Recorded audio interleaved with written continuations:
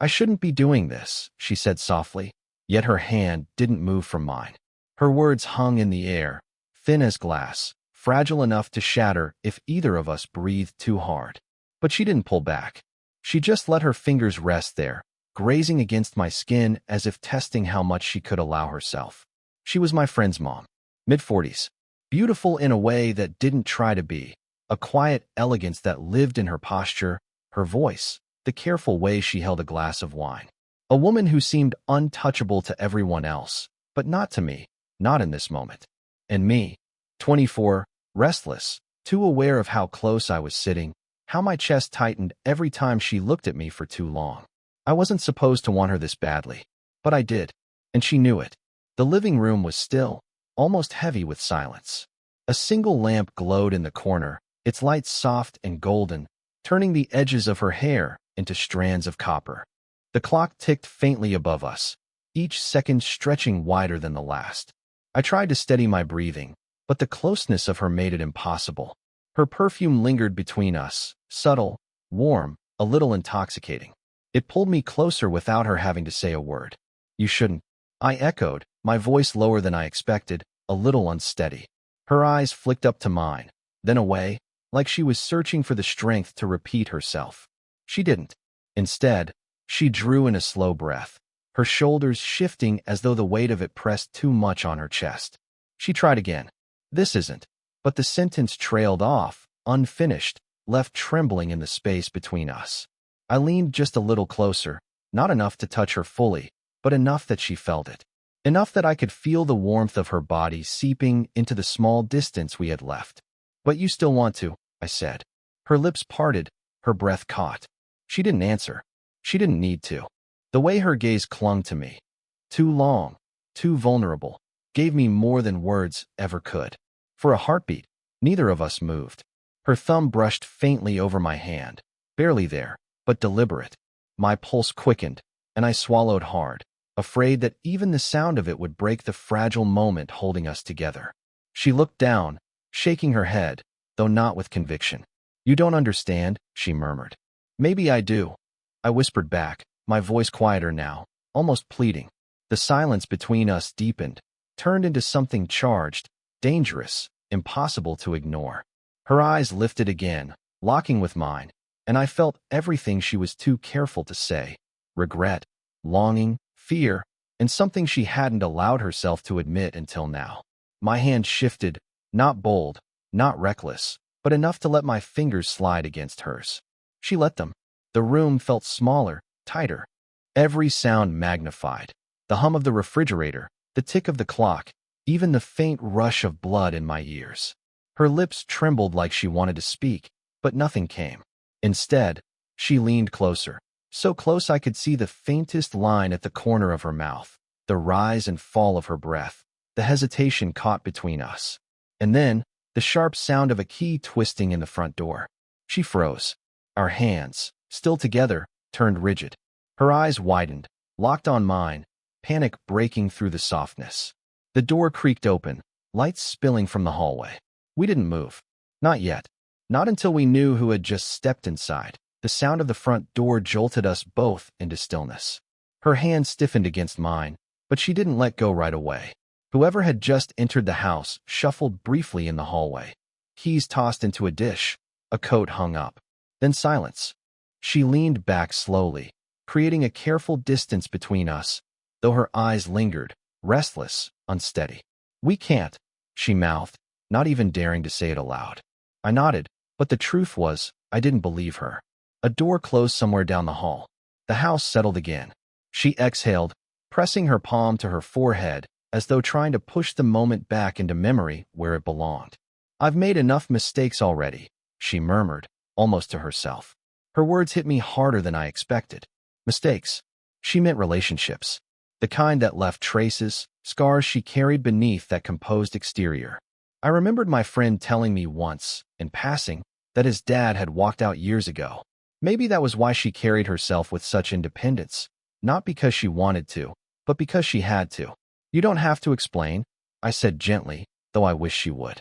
Her gaze shifted to me, sharp for a moment, then softer. You're too young to understand what explaining even means. I almost laughed, but I didn't. Maybe I'm young enough to notice what no one else does. She didn't answer right away. Instead, she reached for her glass, but her hand trembled just slightly, and I caught it. The slip in her composure she hated anyone to see. The lamplight caught her profile as she turned away, but I couldn't stop watching her. The way her hair brushed her collarbone, the faint crease at the corner of her mouth when she bit her lip, the loneliness that flickered in her expression when she thought no one was looking.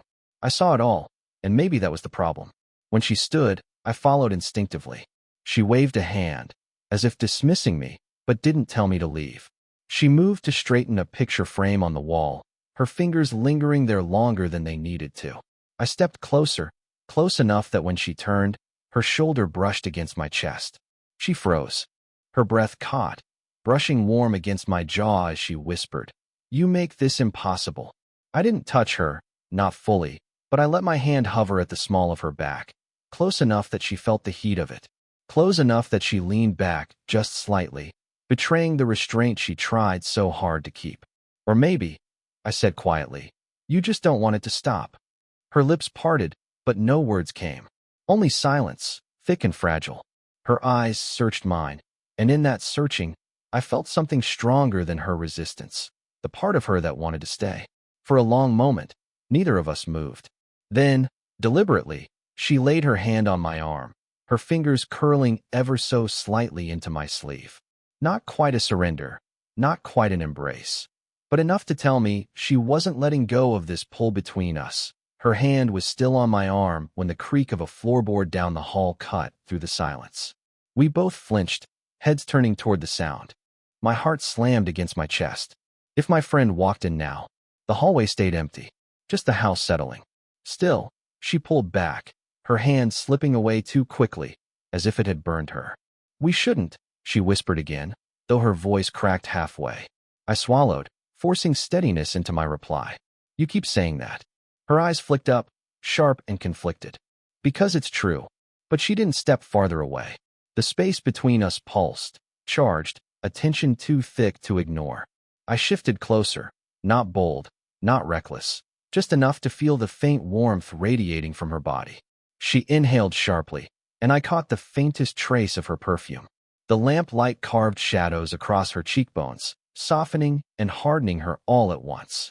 Her lips parted slightly, like she was about to speak, but instead she let the silence stretch. My hand brushed against hers again, accidentally, though neither of us moved to break the contact. She blinked, lashes fluttering. If anyone knew, her voice trembled, and I realized it wasn't just about age. It was reputation. "My friend, the way people talk. I don't care who knows," I said too quickly, too firmly. She shook her head, almost desperate. "You should." The silence pressed in again. I could hear the faint hum of the refrigerator, the low thud of my heartbeat in my ears. Then, her phone buzzed sharply on the coffee table. We both froze. The screen lit with a message. I didn't mean to read it, but I couldn't help catching the first word. "Are you okay?" She grabbed the phone, face tightening, and set it down face down without answering. The gesture was small, but the weight behind it pressed into my chest. She wasn't okay. Not really. Lonely. She murmured suddenly, almost to herself. "That's the worst part. Loneliness makes you do things you shouldn't." I stepped closer. My hand hovered just inches from hers, aching to close the distance. "Then don't be lonely tonight." Her eyes snapped up to mine. For a second, I thought she'd walk away. Instead, she stayed rooted, her body leaning just enough that I felt the brush of her shoulder against me. Her breath trembled, brushing warm against my neck. My chest rose and fell too fast, like I'd forgotten how to breathe properly. We were so close now. Inches. My lips tilted down. Hers lifted, hesitant but not retreating. Every beat of my heart told me to close the gap. And yet, she froze at the last second, her hand pressed to my chest, keeping me just shy of the kiss. Her palm lingered there, her fingers curling slightly against the fabric of my shirt. Not pushing me away, just holding me in place. Her eyes softened, almost pleading, almost surrendering. "Don't make me want this more than I already do." But she didn't move her hand, and I didn't step back. We stayed there, caught between guilt and gravity, closer than ever, both pretending we still had a choice. Her hand was still pressed to my chest, Her fingers curled into the fabric like she wasn't sure if she meant to hold me back or keep me there. I couldn't move, not when every nerve in my body was alive, waiting for her decision. "You shouldn't want me," she whispered, her voice rougher now, like it hurt to say it. I leaned closer, my breath brushing the edge of her jaw. "But I do." She shivered, almost imperceptibly, but I felt it. My hand rose, slow, deliberate, until my fingers brushed against her hair. I tucked a loose strand behind her ear, my knuckles grazing her cheek.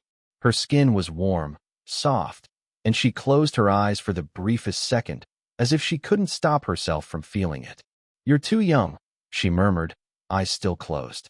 "And you're too beautiful for me not to notice," I answered, my voice low, barely more than a breath. Her eyes opened then, locking with mine, sharp and glassy, filled with every unspoken thing she couldn't voice.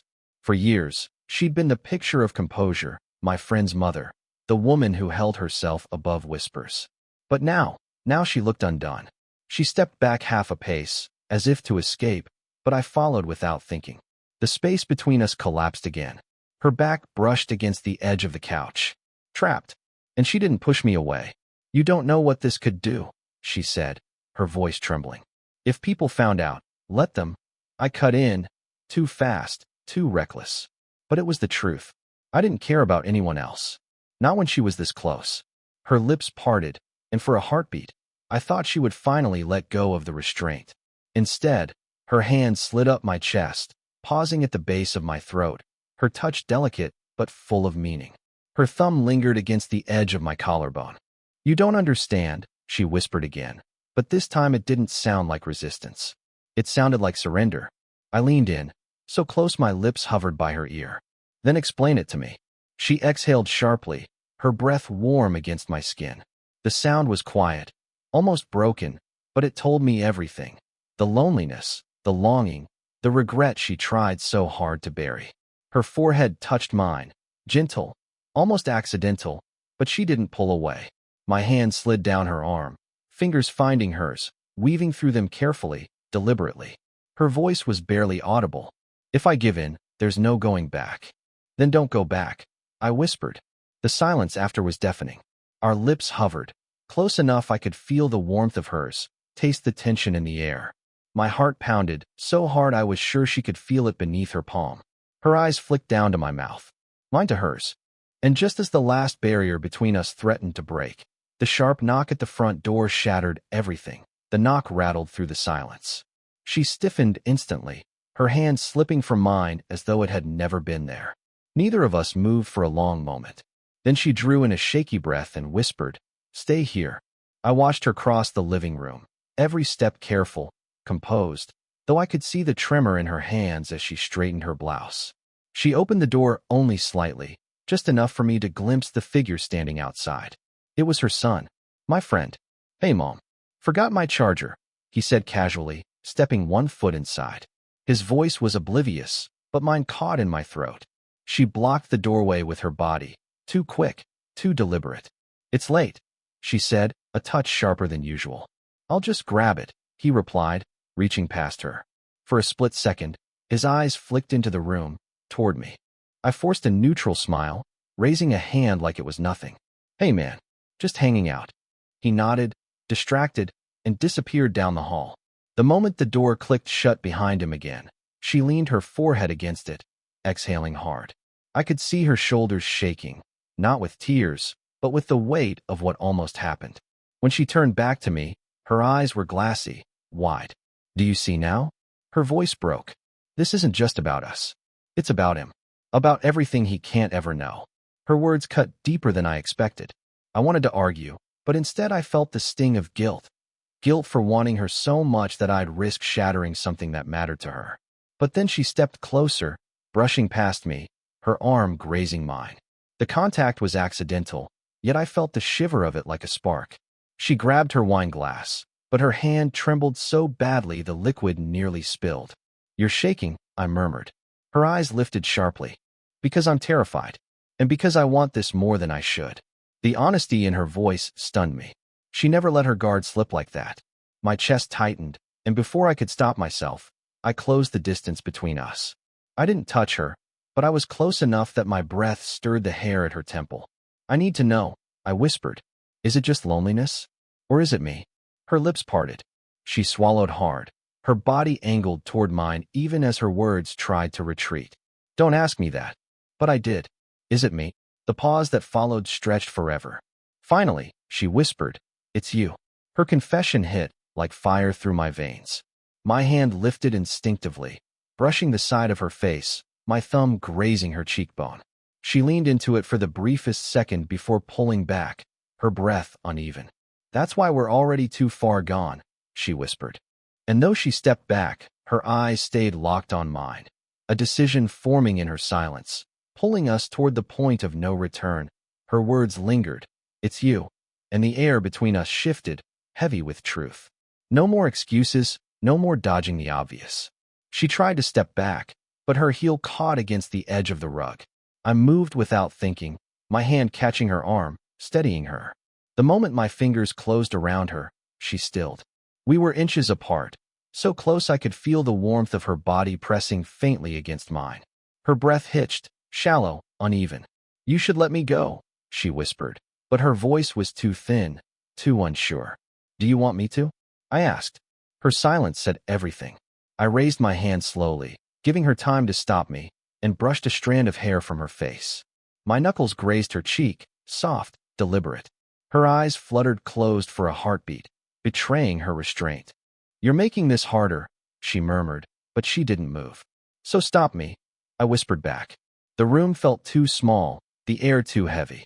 My heart hammered in my chest, each beat loud enough that I swore she could feel it through my shirt.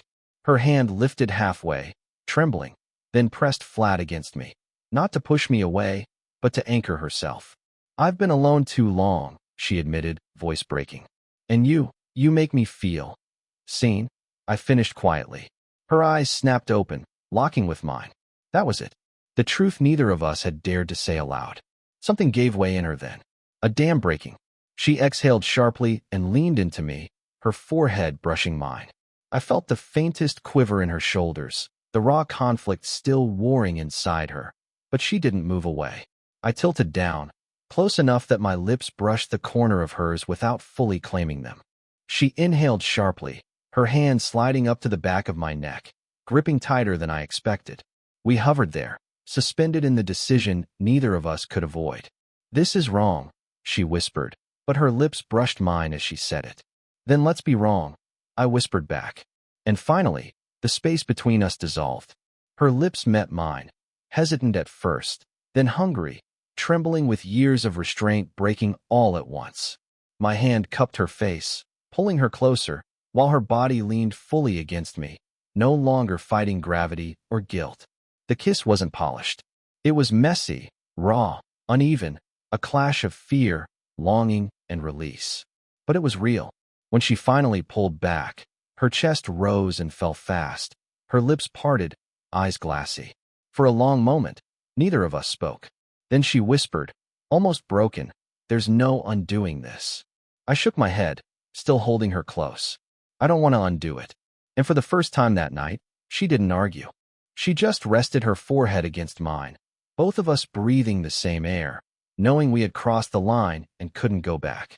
At last, we understood each other fully. The room was still humming with the taste of her kiss, my pulse still stumbling to catch up. She hadn't let go of me, not fully. Her hands rested lightly at my chest, as if she needed the contact to convince herself this was real. I searched her face, waiting for regret to slip in, for her to pull back with apologies and walls. But she didn't. She only exhaled slowly, her forehead resting against mine. I've been fighting this, she whispered, her voice frayed at the edges. Not just tonight. For weeks. Months, maybe. I smiled faintly, though my throat was tight. So have I. Her eyes softened, but a flicker of doubt still lingered. You're too young. They'll talk. Let them, I said, steady this time. My hand slid down, threading gently with hers. I'm not here for them. I'm here for you. Her grip tightened around my fingers. A silence stretched between us, but it wasn't heavy anymore. It was quiet, warm, filled with everything we'd just admitted without needing to spell it out again. We sank onto the couch, side by side, our shoulders touching. For the first time all night, She didn't shift away. She leaned against me, her head resting lightly on my shoulder, and I wrapped an arm around her without hesitation. "You make me feel ridiculous," she said softly, though her tone carried a smile. "Why?" I asked, brushing my thumb over the back of her hand. "Because I haven't felt this alive in a long time." She paused, her voice dropping lower, and I thought that part of me was gone. I pressed a kiss to her temple, lingering there, breathing her in. "It's not gone. It was just waiting." Her body relaxed against me, the tension she carried finally melting. We sat there in the glow of the lamp, no longer tiptoeing around the truth. It wasn't polished, it wasn't perfect, but it was ours. She shifted slightly, looking up at me, her eyes softer than I'd ever seen them. "You'll regret this one day," she said, though there wasn't conviction behind it. I shook my head. "No. The only regret I'd have is if I'd walked away tonight." Her lips curved into the smallest smile. She leaned in again, not for a hungry kiss this time, but a gentle one, slow, tender, sealing the choice we had both made. When she pulled back, I pressed my forehead to hers.